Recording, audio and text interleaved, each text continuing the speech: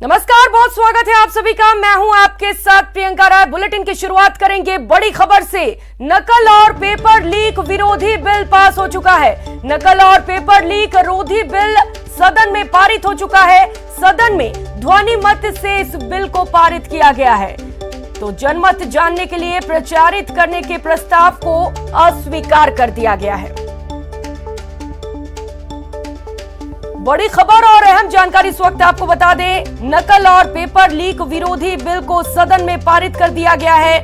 ध्वनि मत से इस विधेयक को पारित किया गया है। इसके साथ ही आपको यह भी जानकारी दे दें, जनमत जानने के लिए प्रचारित करने के प्रस्ताव को अस्वीकार कर दिया गया है। तो नकल रोकने के लिए बड़ा एक्शन लिया गया है सरकार की ओर से। नकल और पेपर लीक विरोधी बिल को पास किया गया है और उम्मीद अब ये जताई जा रही है कि जिस तरीके से नकल किए जा रहे थे परीक्षाओं में, उन पर अब रोक लग सकेगी।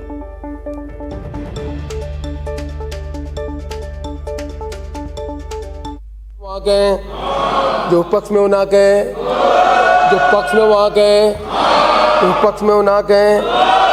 हाँ पक्ष जीता। राजस्थान सार्वजनिक परीक्षा भर्ती में अनुसूचित साधनों के रोकथाम के अध्युपाय विधेयक 2022 को पारित किया गया। जो पक्ष में वहां गए जो पक्ष में वो ना।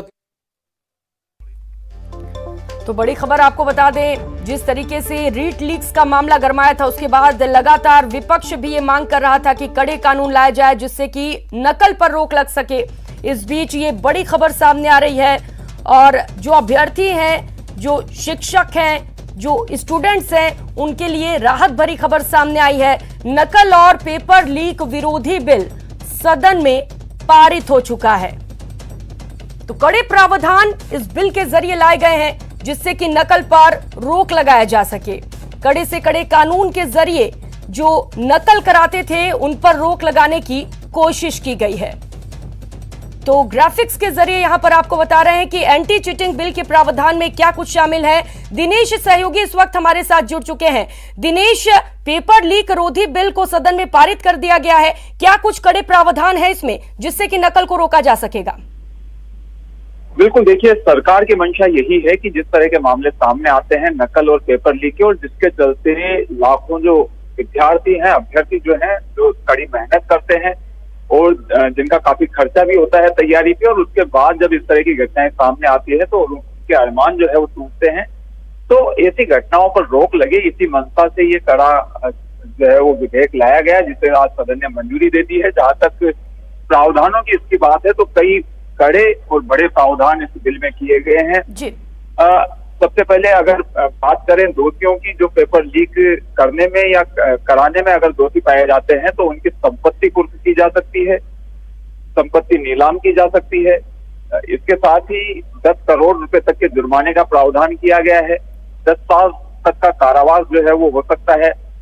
स्टूडेंट्स की अगर बात करें जो नकल में शामिल पाए जाते हैं, उन्हें जो है वो 100 साल तक के लिए निवार किया जा सकता है। इसके साथ ही स्टूडेंट्स अगर पेपर लीक जैसे मामलों में सामने पाए जाते हैं तो उन्हें जो है वो 3 साल तक का कारावास जो है वो उनके लिए प्रावधान किया गया है। इसके साथ ही 1 लाख रुपए तक का जुर्माना उन पर लगाया जा सकता है। तो ये तमाम कड़े प्रावधान किए गए हैं ताकि 10 करोड़ रुपए तक के जुर्माने का भी प्रावधान किया गया है जो दोषी है उन पर।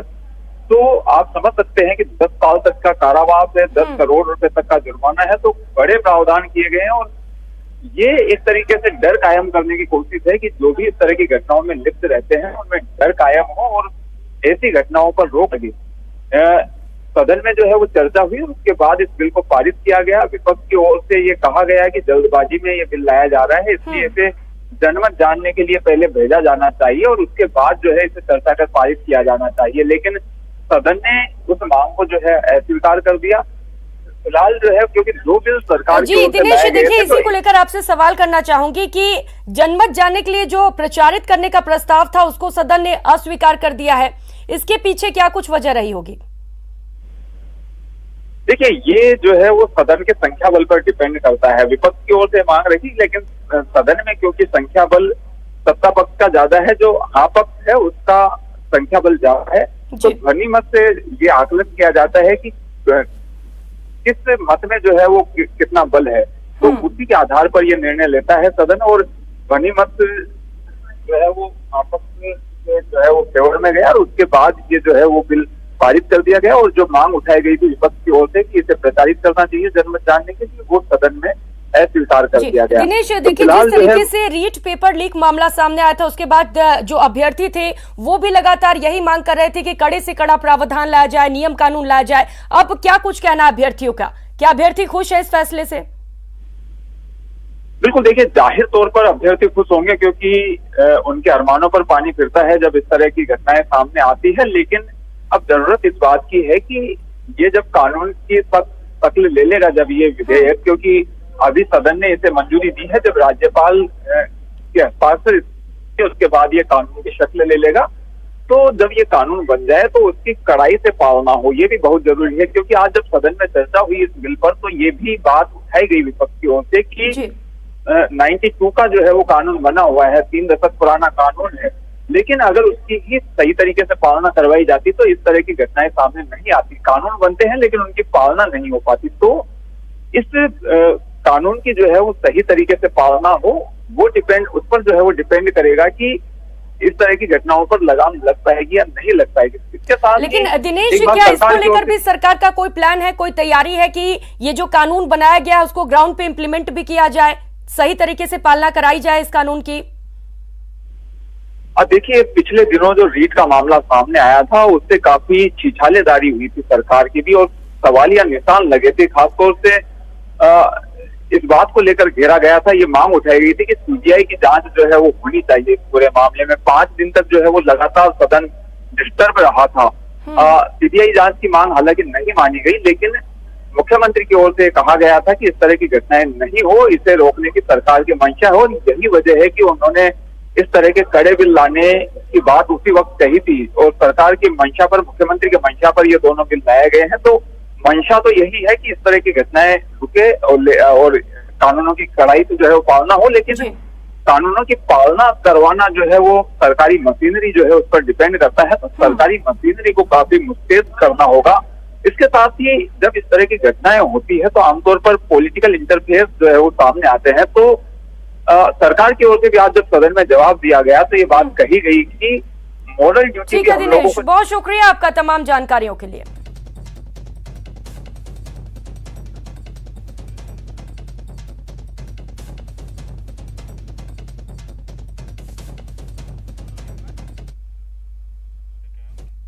तो वहीं सदन में नकल और पेपर लीक विरोधी बिल पर बहस के दौरान नेता प्रतिपक्ष कटारिया भावुक हो गए। उन्होंने कहा कि नकल के कारण गरीबों का हक मारा जा रहा है, हमें परीक्षा का सिस्टम बदलना होगा।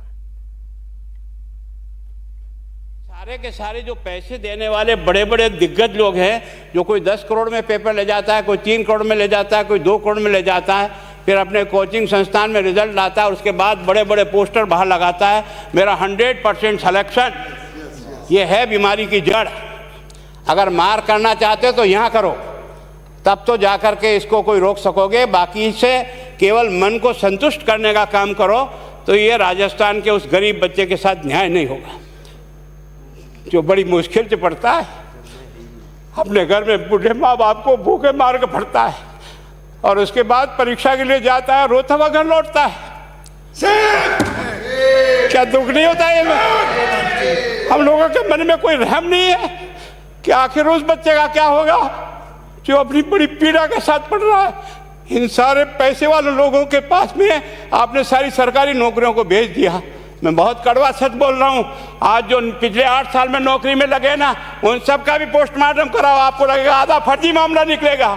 कोई है नहीं, कोई सोचने वाला है इस पर कि आखिर उसके दर्द को कौन जानेगा, है ना। जिस प्रकार से हमने परीक्षा के माध्यम से इन पैसे वाले लोगों को उतार करके सारे के सारे उन गरीबों की आशाओं के ऊपर पानी फेर दिया।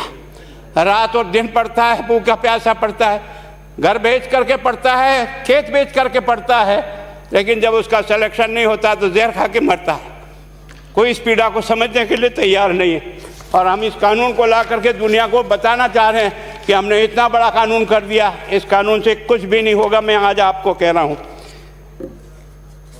ये जो आपने नए प्रावधान जोड़े हैं, मैं सोचता हूँ कि मुझे कुछ बोलने की इच्छा नहीं, मुझे बहुत दुख है इस बात का। क्या होगा ये? किस तरह की गैंग पाल ली है उन्हें। पानी पिला दो है ना, मैं उस दिन भी पूछा था कि मैंने कहा ये शिक्षा संकुल पे है, जिन लोगों को ड्यूटी पे लगाया, इसको लगाने वाला दोषी कौन है, जिसके कारण से पेपर जो है ना काट करके निकाल दिया। ये तो ठीक है, भाग्य हमारा अच्छा था कि सवाई माधोपुर की घटना फूट गई और एसओजी को उसमें हाथ में लग करके कुछ केस लग गया। अगर वो केस नहीं लगता तो आज आपकी सारी नौकरी पर इन सब बड़े बड़े दलालों के स्कूल में पढ़ने वाले बच्चे होते और मेरा गरीब का बच्चा अपना घर लौट के जाता। क्या दुर्भाग्य है। और इस कारण से केवल इसके लिए खुश मत हो जाओ कि हमने कानून बहुत सख्त बना दिया इसलिए अपराधी रुक जाएगा। नहीं, सिस्टम को बदलना होगा, ये परीक्षा का सिस्टम चेंज करना होगा। मैं सोचता हूँ कि क्या हम इतने अक्लमंद बैठे हैं, क्या इस व्यवस्था को चेंज नहीं कर सकते? क्या एक ही पेपर हर राजस्थान में 20 लाख बच्चों को दिया जाए? क्या इसका कोई ऑल्टरनेट नहीं हो सकता? इनको तुरंत बंद करिए एक ऑर्डर से। जितने भी सरकारी विद्यालय है और सरकारी नौकर ही एग्जामिनर बनेगा और एग्जामिनेशन करेगा, तब तो आप इसको बचा पाओगे। ताकि आप और मैं कितने भी कानून बदल कर दें, आपका वो जांच करेगा, आपका वो अधिकारी आएगा। आपने कहा भाई सेशन जज के नीचे नियुक्ति नहीं होगी, इसके अलग से कोर्ट होगा, बहुत अच्छी बात है। प्रोविजन जो आपने डाले हैं वो स्वागत योग्य, स्वागत करता हूँ, पर इन प्रोविजन को लागू तो आप और मैं ही करूँगा, कौन करेगा? जब हम ही ठीक नहीं है तो इन प्रोविजन क्या रोएंगे अंदर बैठे बैठे? जब तक हमारा दिल और दिमाग ठीक नहीं होगा ना, इस बीमारी का इलाज नहीं होगा। हमने शिक्षा के मंदिर को भ्रष्टाचार की भट्टी में जलाकर खाक कर दिया। दुर्भाग्य हमारा। इसको रोकने के लिए हमको सिस्टम को बदल करके और तुरंत उस पर ध्यान करना चाहिए। कानून 302 का बना हुआ है, क्या मर्डर रुक गए? अपराध बंद करने के लिए जो सिस्टम होते हैं उस सिस्टम में चलो। एकमात्र इस देश में भ्रष्टाचार की भट्टी में देश जल रहा था। केवल और केवल एक तरह से प्रत्येक व्यक्ति का खाता खुलवाकर देश के प्रधानमंत्री में सारा का सारा बेनिफिट उसका सीधा खाते में डाला। बेईमानों को चोट लगी नहीं लगी। उस तरफ अपना दिमाग बचाओ, उस तरफ अपना दिमाग लगाओ कि इस बीमारी का इलाज कहाँ है और कैसे हो, इस बारे में चिंता करने की कोशिश करो। हमने अपनी दुकान को इतनी कमज़ोर कर दी है कि जहाँ बच्चे अच्छी तरह से शिक्षा लेकर के हम जैसे गरीब पढ़ करके यहाँ आ गए, अब वो रास्ते नहीं हैं। और इस कारण से मेरी बहुत विनम्र प्रार्थना है, इस बीमारी का इलाज चाहिए बच्चे को, कानून से नहीं होगा, कानून के अलावा होगा, और उसमें आप करें। धन्यवाद। Thank you. माननीय मंत्री महोदय।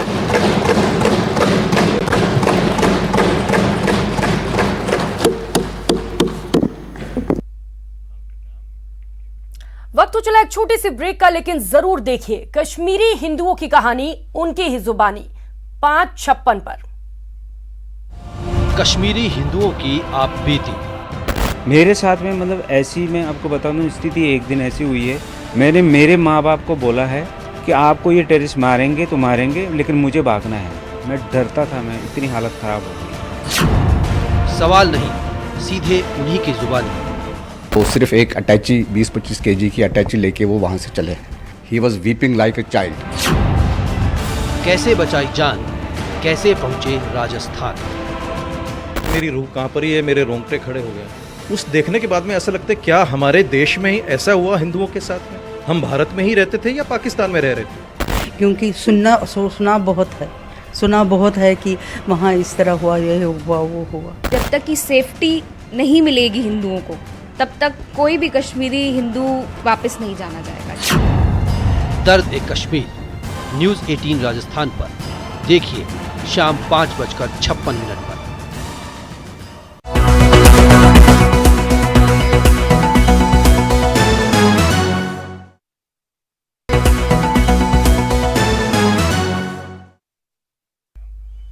ब्रेक के बाद आप सभी का स्वागत है। खबरों में आगे बढ़ेंगे। प्रधानमंत्री नरेंद्र मोदी से राजस्थान की पूर्व मुख्यमंत्री और बीजेपी नेता वसुंधरा राजे ने मुलाकात की। वसुंधरा ने पीएम से प्रदेश के राजनीतिक बातों को लेकर मुलाकात की। पीएम से वसुंधरा राजे ने संसद भवन में मुलाकात की। इस दौरान वसुंधरा राजे ने मरुधरा की सियासत को लेकर उनसे गंभीर चर्चा की।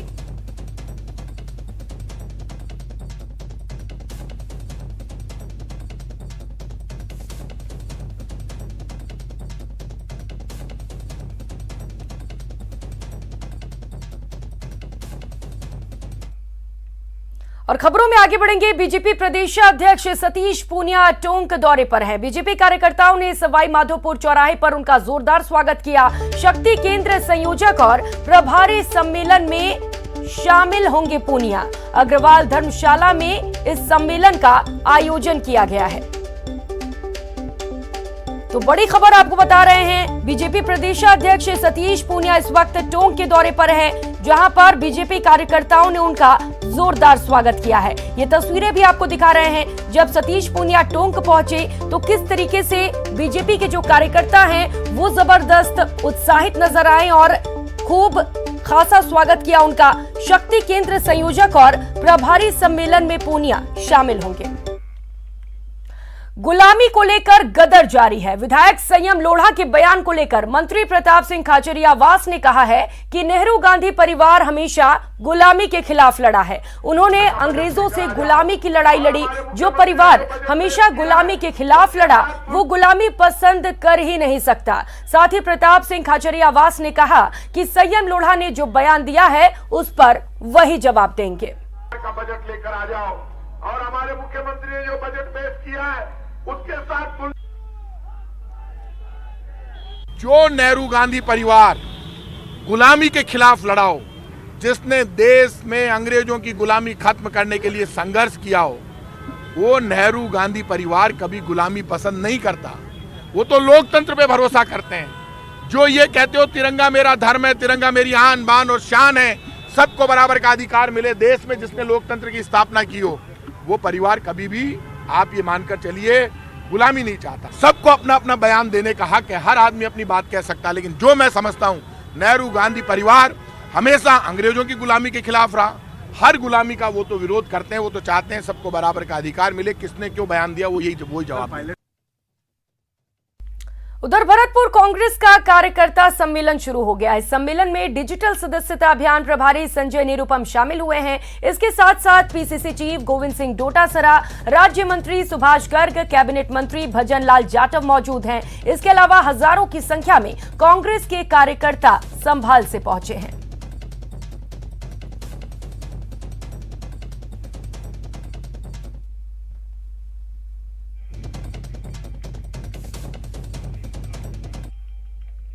और खबरों में आगे बढ़ेंगे। उदयपुर में पैरालंपिक कमेटी ऑफ इंडिया एवं नारायण सेवा संस्थान के संयुक्त तत्वाधान में महाराणा प्रताप खेल गांव स्थित तरणताल परिसर में 25 से 27 मार्च तक 21वीं राष्ट्रीय पैरा स्विमिंग चैंपियनशिप का आगाज होगा, जिसकी सभी आवश्यक तैयारियां पूरी कर ली गई हैं। इस आयोजन में देश के करीब 400 नामी पैरालंपिक स्विमिंग स्टार्स हौसले के समंदर में प्रतिभा का प्रदर्शन कर अचंभित करेंगे। इसके लिए राजस्थान सहित दिल्ली, चंडीगढ़, गोवा, गुजरात, हरियाणा, झारखंड समेत 23 राज्यों से राष्ट्रीय पैरा स्विमर्स के आने का क्रम शुरू हो गया है। शहर में पैरा तैराकों के स्वागत के लिए जगह जगह बैनर और होर्डिंग्स लगाए गए हैं। रेलवे स्टेशन, बस स्टैंड पर उनकी सहायता के लिए व्हीलचेयर और वाहन के साथ कार्यकर्ता मौजूद हैं। आयोजन स्थल तरणताल और तैराकों के आवास स्थल बैरियर्स फ्री रखे गए हैं। जैसे हर महान अभियान का अंत होता है, वैसे ही हमारा अभियान बायजूस यंग जीनियस सीजन 2 का भी समापन हो रहा है। इस यात्रा के दौरान हम कुछ अद्भुत बच्चों से मिले और उनकी अविश्वसनीय प्रतिभा से चकित हुए। ये पूरी यात्रा का सिर्फ एक हिस्सा है। हम और युवा प्रतिभाओं के साथ वापसी आएंगे और अपने देश और परिवार को गौरवान्वित कर रहे हैं। आइए एक नजर डालते हैं बायजूस यंग जीनियस सीजन 2 की कुछ झलकियों पर। समुद्र में से मोती निकालने के लिए बहुत गहराई तक जाना पड़ता है। हमें भी इन जीनियसेस को ढूंढने के लिए भारत भ्रमण करना पड़ा। 26 राज्यों, 72 शहरों और 2500 स्कूल्स में से हमने कई जीनियसेस को चुना। कुछ प्राचीन कलाओं में माहिर हैं, तो कुछ आधुनिक तकनीक के एक्सपर्ट हैं। कुछ खेल जगत, कुछ एकेडमिक्स, तो कुछ बिजनेस की दुनिया में अपने झंडे गाड़ रहे हैं। लेकिन उन जीनियसेस में से सिर्फ 22 को चुनने का काम किया हमारी जूरी ने। और जूरी बनना भी आसान नहीं था भाई। जीनियसेस को परखने के लिए भी तो जीनियस ही चाहिए। इसलिए अपने अपने क्षेत्र में सफलता के सर्वोच्च शिखर हासिल कर चुकी हस्तियां बनी हमारी jury. Being part of this young genius, you just realize how enlightened you can get by looking at these young children from various fields. You know, some of them, they are transforming, humanity. just meeting them, it's so inspiring to see that our children of our country are making this country proud. I think sky is the limit और ये programme यही बताता है कि आपको जितने भी challenges हो वो कुछ नहीं मायने रखता है, आपके लिए बहुत सारा कुछ पॉसिबल है and I'm sure such programs will inspire many kids. इन बच्चों से मिलके मैं इंस्पायर हो गया हूँ, मैं प्रेरित हो गया हूँ। बड़ा अच्छा काम नेटवर्क 18 कर रही है और मैं उनका अभिनंदन करता हूँ।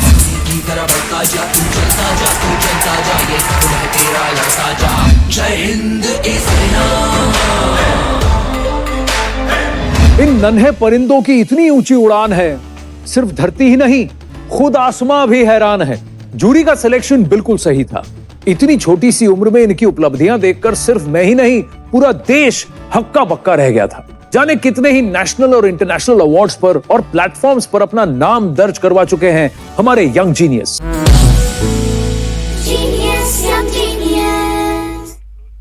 इस बुलेटिन में फिलहाल इतना ही। मुझे दीजिए इजाजत। नमस्कार।